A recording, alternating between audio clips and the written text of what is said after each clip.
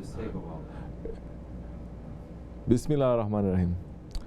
Because in the khutbah, Shaykh Efendi's words in the sohbat is saying, we're not afraid from no one. We're not afraid from no governments. We are afraid from Allah subhanahu wa ta'ala. This is real. But Shaykh Efendi, when he says it, he is real. How he's saying that with reality?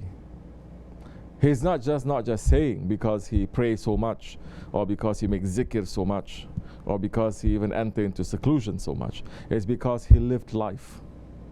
And he faced the tyrants. And he stood up against the tyrants. Correct? By himself, alone.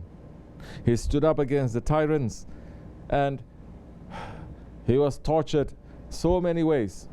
Both tyrants from governments or tyrants from people around him. The tyranny of the people around him have power that wants to push him down.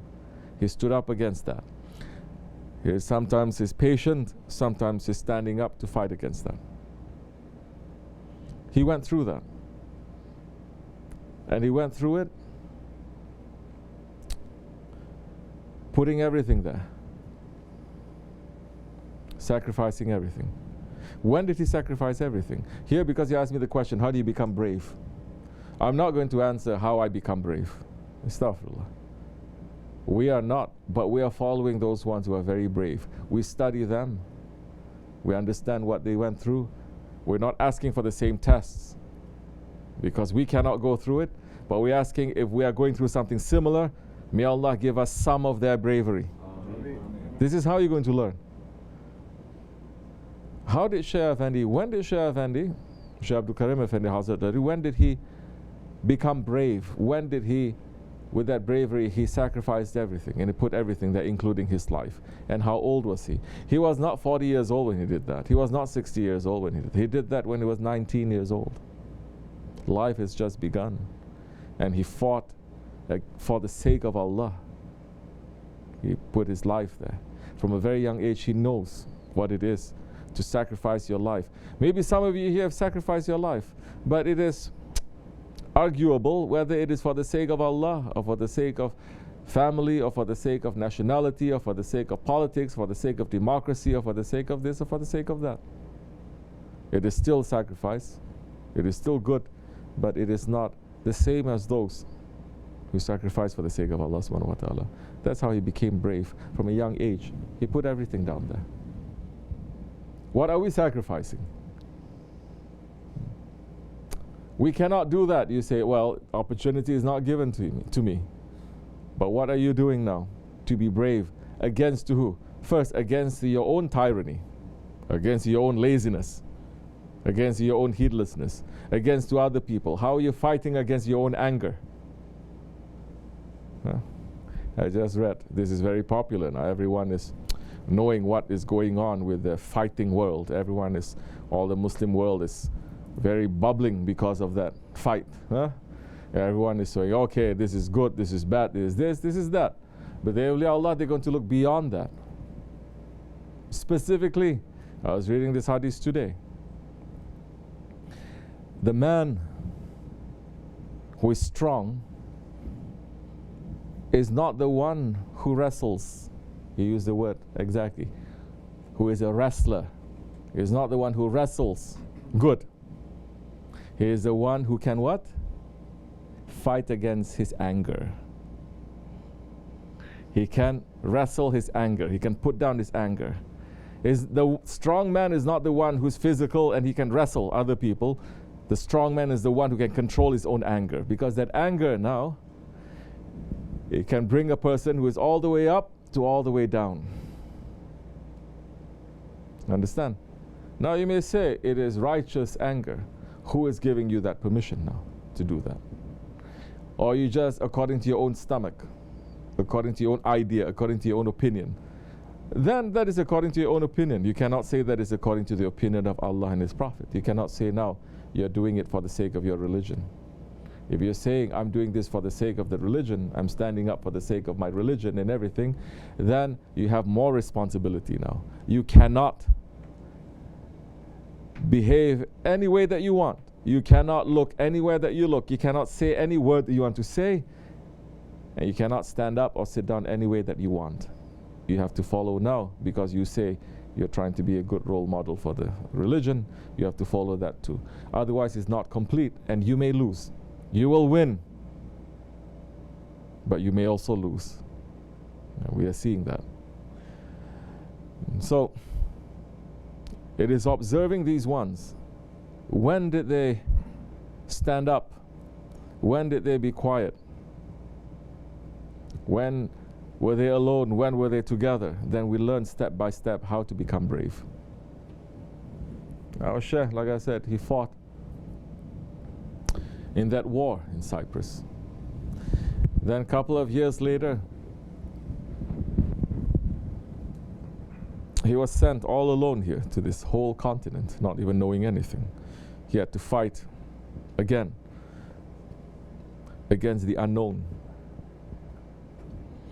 So in every way, you see that Allah is putting him through difficulty. It is only with the difficulty that you are going to reach to high stations. If you think you're going to reach to high station sitting comfortable and making a couple of zikr and a couple of namaz, you're going to reach the high station, we're going to ask you, which prophet you're following? Which prophet you're following? Which prophet, they just make some zikr and they just pray without going through difficulties and they become beloved to Allah? Every prophet was a fighter. Every prophet was a fighter for the truth, not for their own comfort, for the comfort of those ones who are hurting them. Those ones who want to destroy them continuously. They are praying, protecting the people and praying for those ones to turn around. How you become brave? You become brave when you understand what is it that's giving you fear. What do you fear the most? You fear that the most. What are you doing about it according to Allah and His Prophet? You're trying to understand that. You're trying to solve that riddle, that problem, that question in you. You become most brave. What do people fear the most? They fear to lose. What do people love the most? What the Quran and the words of the Prophet ﷺ saying. What they love to gain. What is it that they love the most? Wealth, sons, possession, power. Look to yourself. You may say, no, I don't like power. Of course you like power. You become a father. Your son is not listening to you.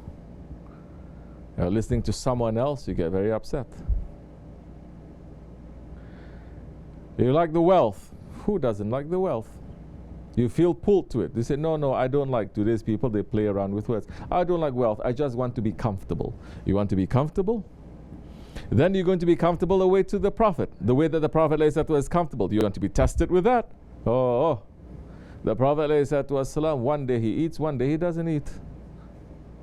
Not because he was following the sunnah of Dawood alayhi salam. One day he fasts, one day he eats. But because there was no food. The difficulties that he went through. Now, that makes a man, when he's facing those difficulties, to become strong. When a man is strong, he's brave. Because he understands where his weakness is. Where is his weakness? Some people say, my weakness is that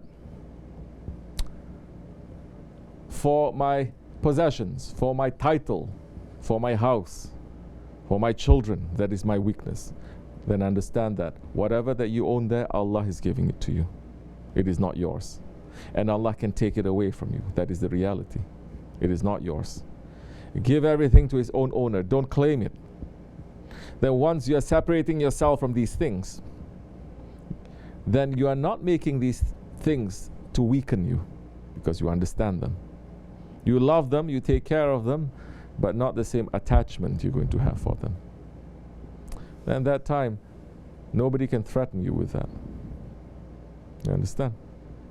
Now we look at our Shaykh now. How did he become brave? He stood up.